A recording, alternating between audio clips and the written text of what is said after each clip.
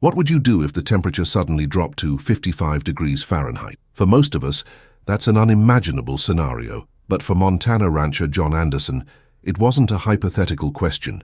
It was a life-or-death situation that threatened not only his livelihood, but the lives of 200 cattle that depended on him. I remember waking up that morning in January 2019 and checking the thermometer, Anderson recalls. When I saw how low it had dropped overnight, my heart sank. At those temperatures, cattle can freeze to death in just hours. The polar vortex that descended on the northern United States that winter was one of the most severe in recorded history. Meteorologists called it a once-in-a-generation weather event. In Montana's rural heartland, where ranching isn't just a job but a way of life spanning generations, the extreme cold posed an existential threat. Anderson's ranch, located near the small town of Wolf Point in northeastern Montana, had been in his family for 3 generations. The 3,500-acre property, with its rolling hills and open pastures, was typically well-equipped to handle Montana winters. But this was different. This was the kind of cold that kills, quietly, quickly, and mercilessly. Hey there, if you're enjoying this incredible survival story, make sure to hit subscribe and drop a comment letting me know where you're watching from. Are you experiencing winter right now? I'd love to know. At 55 degrees, everything changes, explains Dr. Elizabeth Kohler, a veterinarian specializing in large animal care in extreme conditions. The risk isn't just hypothermia. Cattle can develop frostbite on their ears, tails, and teats extremely quickly. Their water sources freeze solid. Their feed becomes insufficient to generate enough body heat. For context, at 55 degrees Celsius, exposed human skin can freeze in less than 2 minutes. Metal becomes so cold it can cause instant frostbite if touched with bare hands. Vehicle engines refuse to start. Propane gas condenses, making heating systems fail. It's the kind of cold that turns everyday survival into a minute-by-minute battle. As other ranchers in the region began reporting losses, some losing dozens of cattle overnight, Anderson knew he had to act quickly. But the traditional methods wouldn't be enough. Providing extra hay wouldn't generate sufficient body heat. The portable heaters he had wouldn't make a dent in the open pastures. And his barns could only hold a fraction of his herd. That night, as the wind howled outside his farmhouse windows, Anderson sat at his kitchen table with a cup of coffee that seemed to cool within seconds. His wife, Maria, watched with concern as he pored over weather forecasts, predicting at least 5 more days of these extreme conditions. I remember him looking up at me and saying, "We're going to lose them all unless I think of something crazy," Maria Anderson recounts. And that's when he got that look in his eyes. The one I've learned means he's not going to accept defeat. What John Anderson didn't know that night was that his crazy idea would not only save his entire herd, but would eventually change winter management practices for ranchers across the northern plains. The history of cattle ranching in Montana is filled with stories of resilience and innovation born from necessity. From the devastating winter of 1886-87, known as the Great Die-Up, when up to calm, 90% of cattle on the open range perished, to modern challenges of climate volatility. Ranchers have continually had to adapt or perish alongside their herds. But adaptation requires both creativity and courage, the willingness to try something unprecedented when traditional methods fail. And sometimes it requires looking at your resources in entirely new ways. As the night grew colder and the wind chill pushed the effective temperature to nearly 70 degrees, Anderson formulated a plan that his neighbors would initially call insane. But in the face of certain catastrophic loss, conventional thinking wasn't going to be enough. Sometimes the difference between survival and disaster isn't resources, Anderson would later say in an interview with Western Rancher magazine. It's imagination. What happened next would become the stuff of local legend, a testament to human ingenuity in the face of nature's most brutal extremes. John Anderson's crazy idea wasn't born from thin air. It was the product of a lifetime spent observing animal behavior and a desperate need to think beyond conventional ranching wisdom. In extreme situations, you have to look at what you have, not what you wish you had, Anderson explains. His property, while lacking sufficient barn space for his entire herd, did have something unique, an extensive network of ravines and gullies that cut through the eastern section of his ranch. These natural depressions in the land, formed over centuries by seasonal water runoff, ranged from 10 to 25 feet deep. During normal operations, they were simply features to navigate around. But as Anderson stared at his property maps that night, he began to see them differently, as potential windbreaks and natural shelters. The killer in extreme cold isn't just the temperature, explains Dr. Raymond Hayes, professor of agricultural science at Montana State University. It's the wind chill factor. A 20 mb torrent wind at 40 degrees creates an effective temperature of nearly 80 degrees. Eliminating that wind can literally be the difference between life and death. By 3 a.m., Anderson had formulated his plan. Instead of trying to bring his cattle into inadequate shelter, he would move them into the deepest ravines on his property. And then, in what his neighbors would call the truly insane part, he would use his tractors and bulldozers to create massive snow barriers at the ravine entrances. The snow was already 3 feet deep in some places, Anderson recalls. My idea was to pile it up to create walls that would block the wind while still allowing air circulation. Essentially, I wanted to build snow fortresses.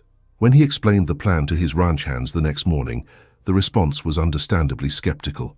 I thought he'd lost his mind from the cold, admits Robert Hayes, who has worked on the Anderson ranch for over 15 years. Moving the entire herd in those temperatures seemed risky enough. But the idea of spending hours on equipment in 55-degree weather to build snow walls, that sounded like suicide. Indeed, the dangers weren't just to the cattle. Operating heavy machinery in such extreme conditions poses significant risks to humans. Metal becomes brittle, hydraulic systems can fail, and any breakdown could leave a person stranded in life-threatening conditions. Nevertheless, by 7 a.m., the operation was underway. Anderson, his 2 sons, and 3 ranch hands began the delicate process of herding cattle into the ravines. They started with the most vulnerable, pregnant cows and younger animals, moving them in small groups to minimize stress and exertion. Moving cattle in extreme cold requires a completely different approach, explains cattle behavior specialist Dr. Temple Grandin. Cattle don't want to move when it's that cold. Their natural instinct is to conserve energy.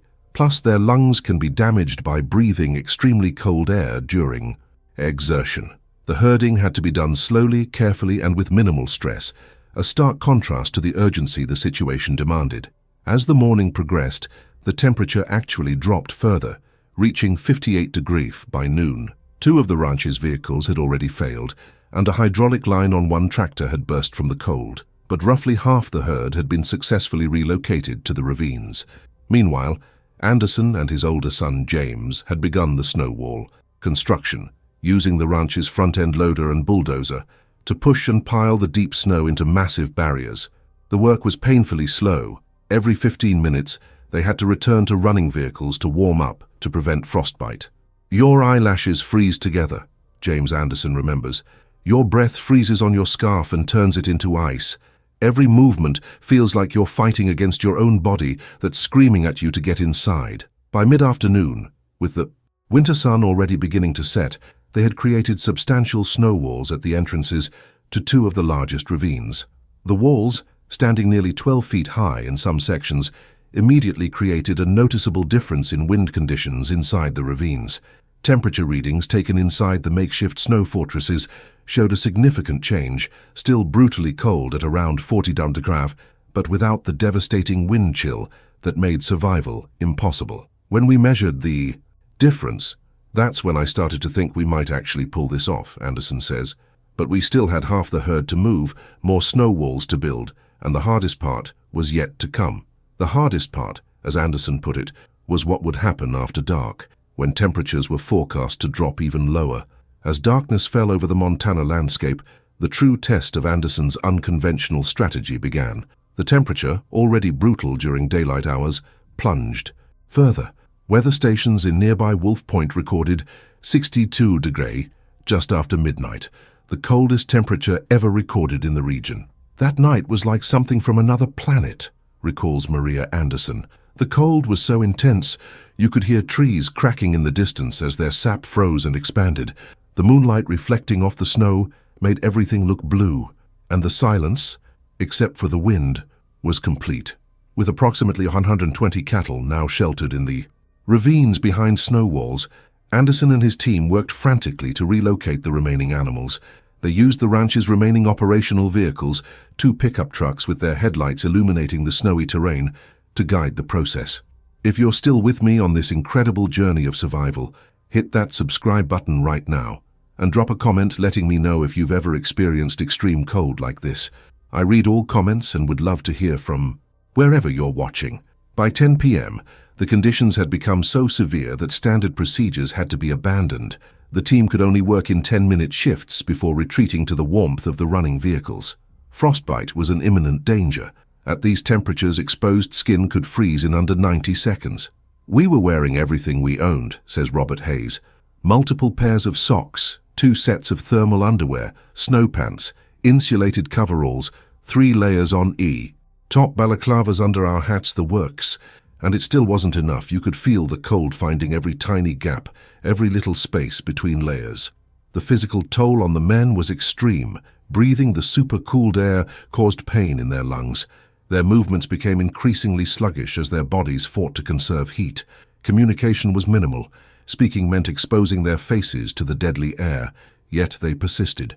By midnight, another 50 cattle had been moved to the ravines, and 2 more snow fortifications had been completed. The remaining animals, approximately 30 head, were the most difficult to relocate, having scattered to various corners of the property when the initial herding began. What happened next demonstrated both the deep connection between rancher and animal and Anderson's intimate knowledge of his herd. Cattle aren't just livestock when you're a rancher, explains Dr. Kohler. Each animal has its own personality, its own quirks.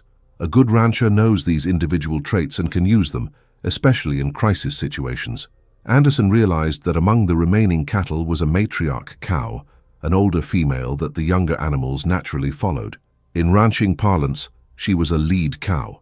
If we could find old Bessie, that's what we called her, and get her moving toward the ravines, I knew the others would follow, Anderson says.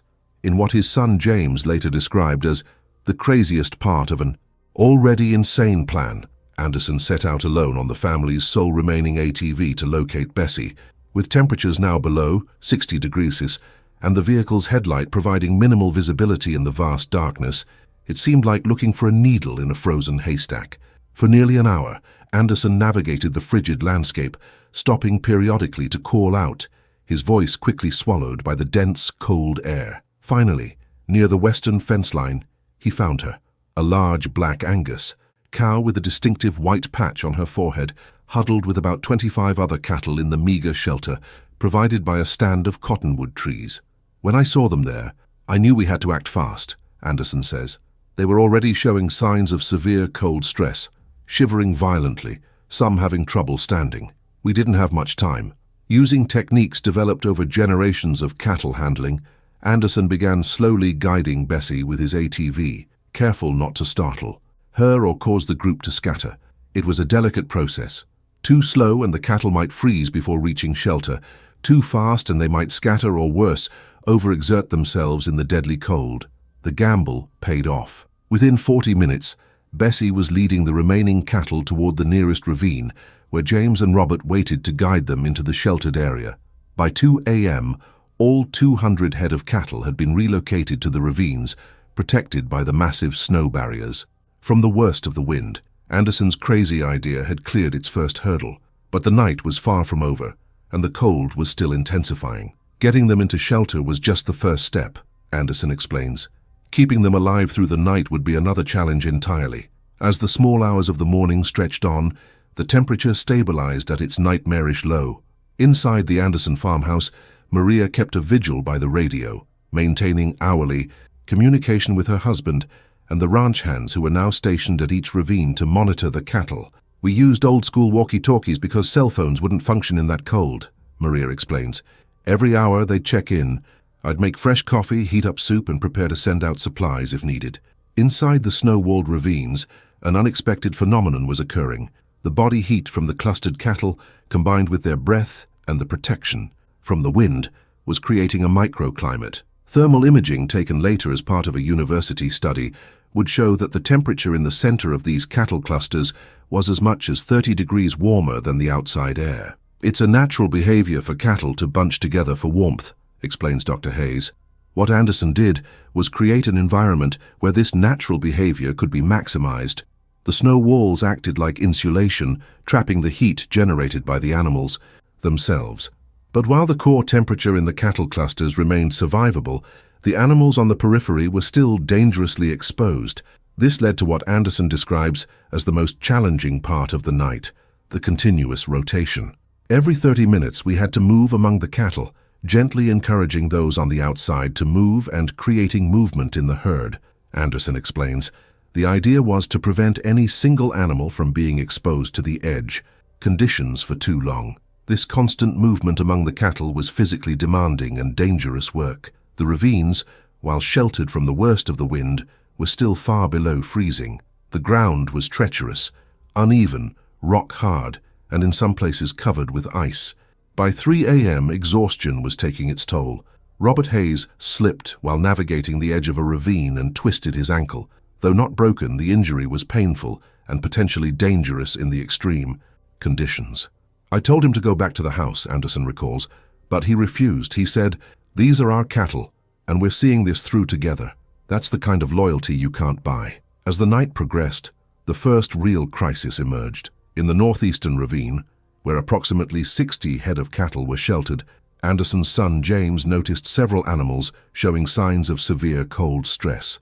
Despite the protection of the snow walls and the collective body heat, these particular animals, mostly younger cows who had been pregnant for about 7 months, were struggling.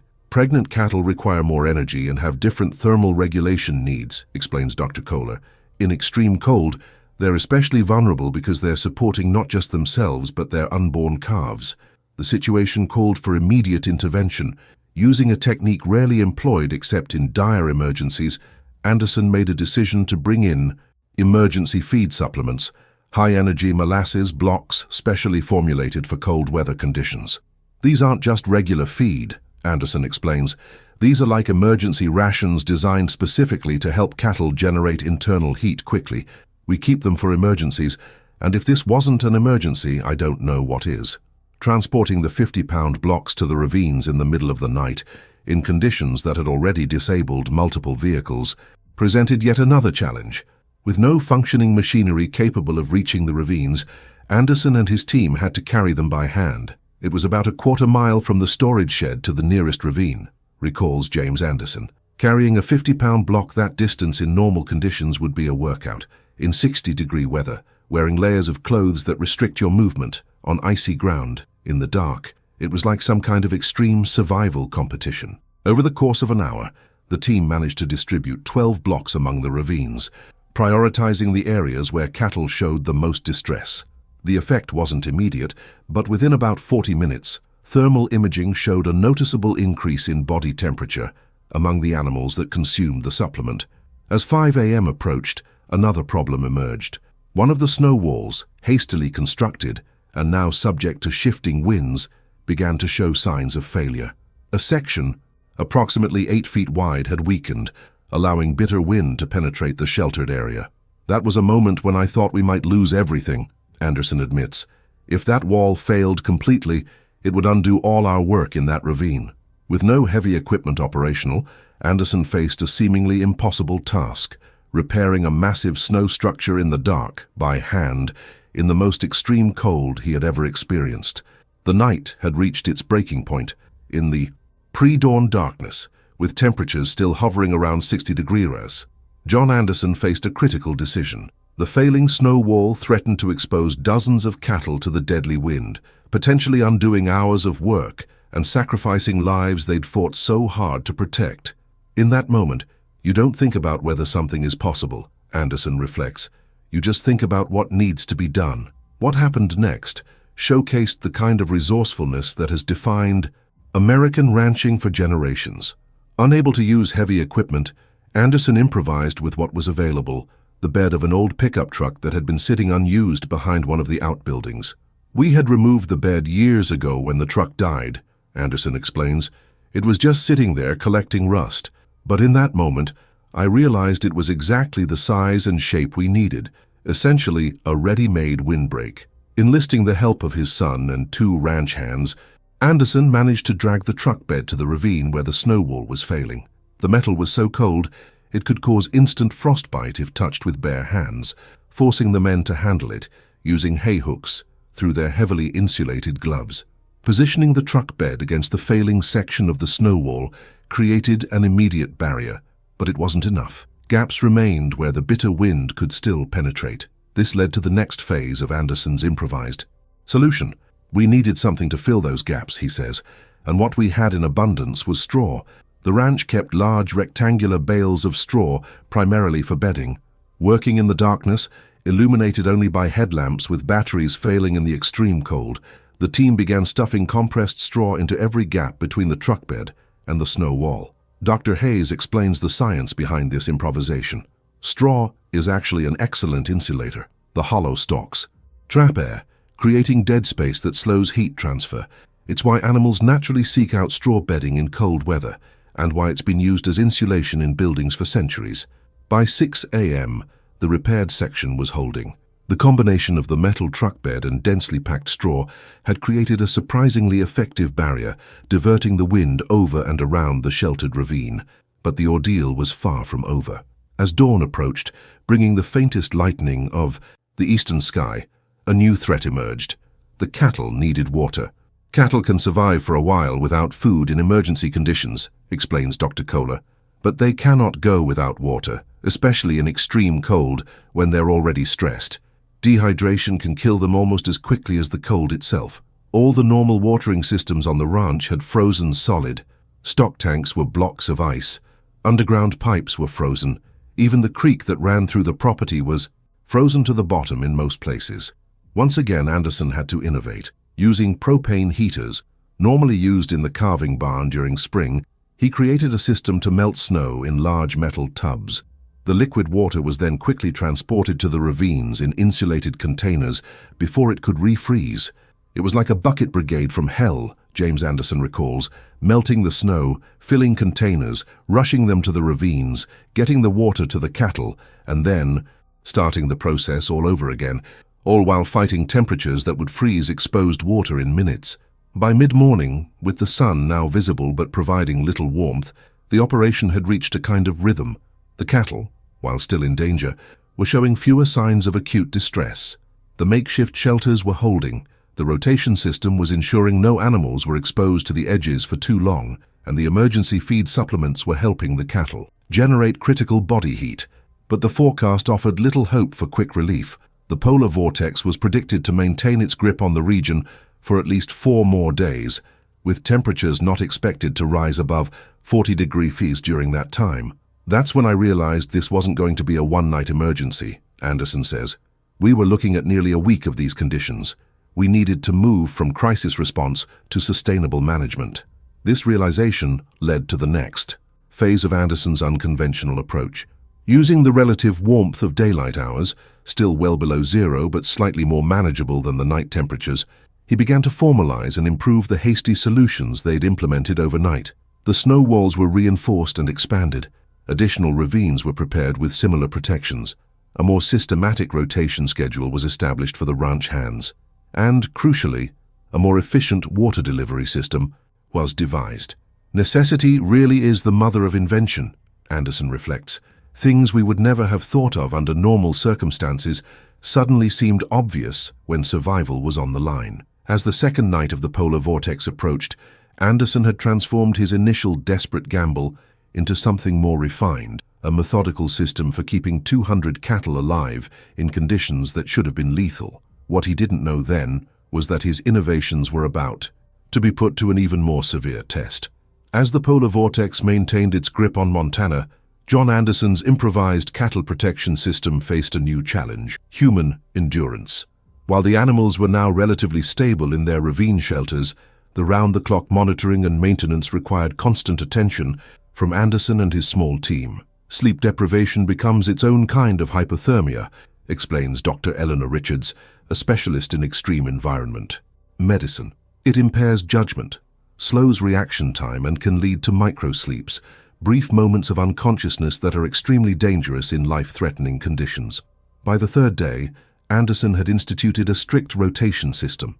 No one would work outside for more than 2 hours before being relieved, Everyone was required to sleep at least 4 hours per shift. And perhaps most importantly, no one worked alone. The buddy system became non-negotiable. We'd seen too many stories of experienced ranchers found frozen just feet from their doorway, Anderson says. In those conditions, a simple mistake can be fatal.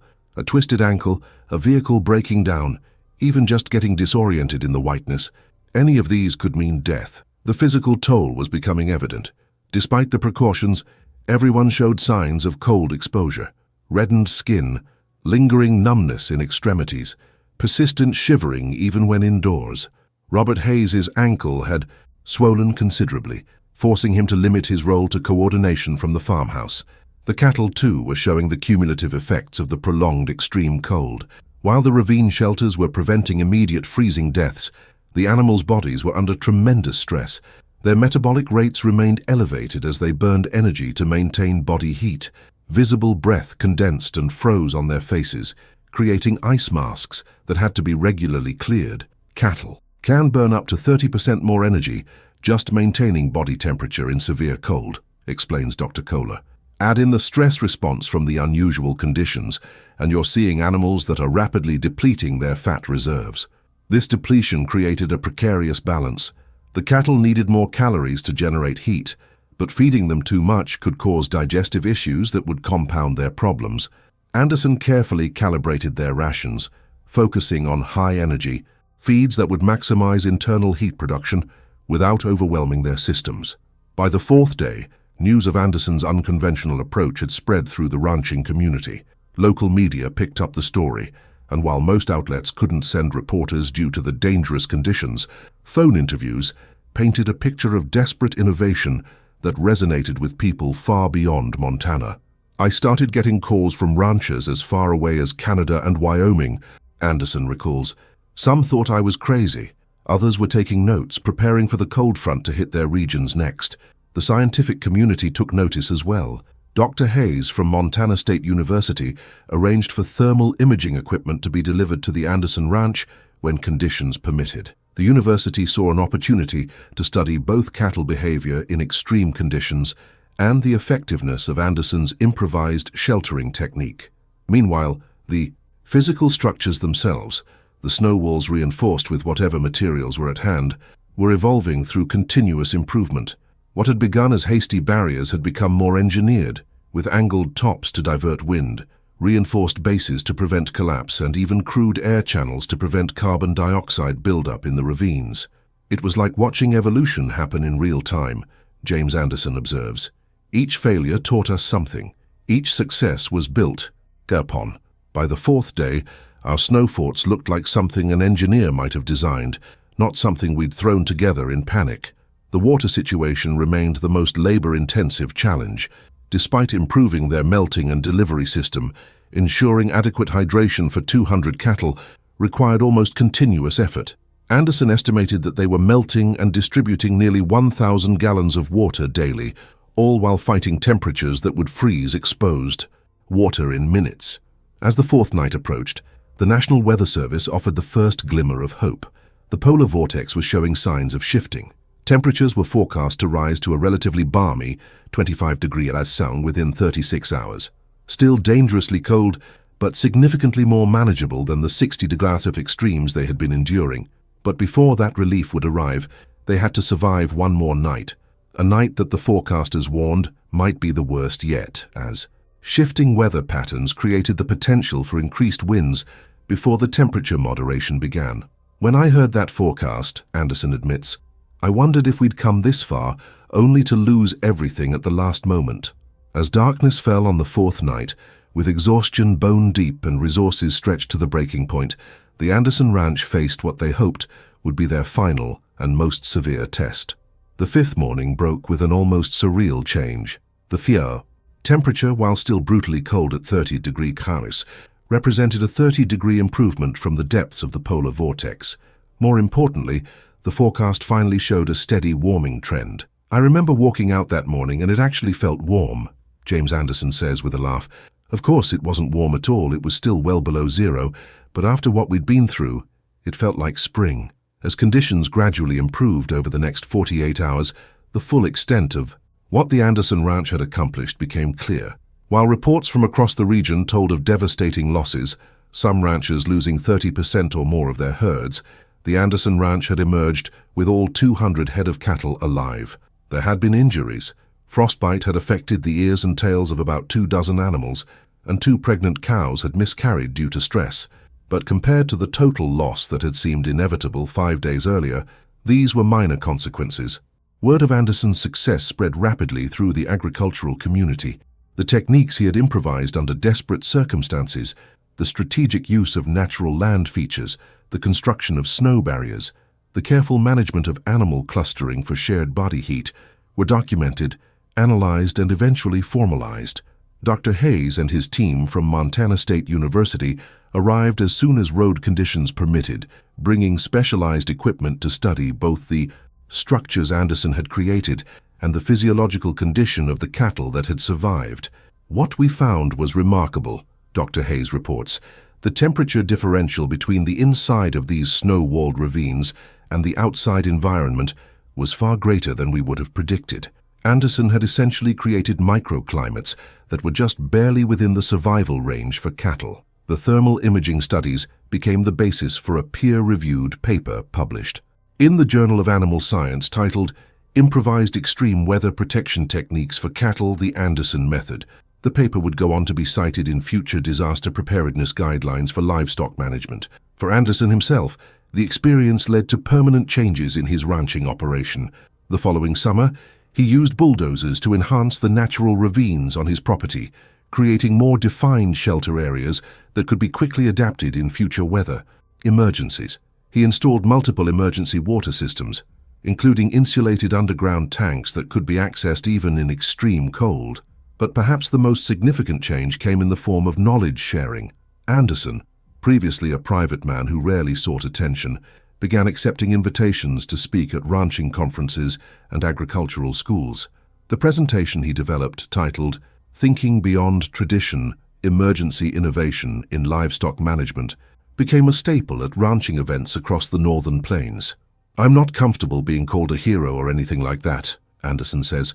"I just did what anyone would do to save their animals. But if sharing what we learned can help other ranchers avoid losses in the future, then that's something worth doing." The economic impact of Anderson's innovation became apparent in subsequent winters. Ranchers who adopted versions of his techniques reported significantly reduced cold weather losses, even during severe weather events. The Montana Cattlemen's Association estimated that the widespread adoption of what became known as Anderson ravine sheltering saved thousands of cattle and millions of dollars across the region in the years following. Perhaps most remarkably, the improvisational techniques born in crisis found applications beyond emergency situations. Researchers discovered that modified versions of the ravine sheltering approach could reduce winter feed requirements by up to 20% even in normal cold weather, as cattle protected from wind required less energy to maintain body heat. Today, 5 years after the polar vortex that nearly decimated his herd, John Anderson's ranch continues to thrive. The emergency techniques he developed have been refined and incorporated into standard winter management practices.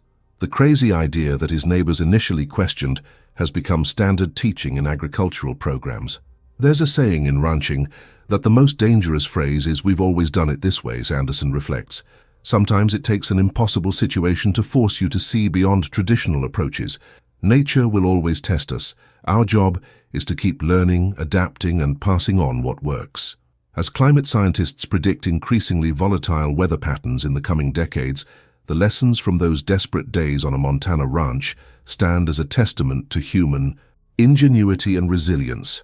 A reminder that even in the most extreme conditions, innovation can mean the difference between catastrophe and survival. The story of how one rancher's crazy idea saved 200 cattle when the temperature hit 55 degrees isn't just about surviving a polar vortex. It's about the power of rethinking the possible when the impossible is the only other option.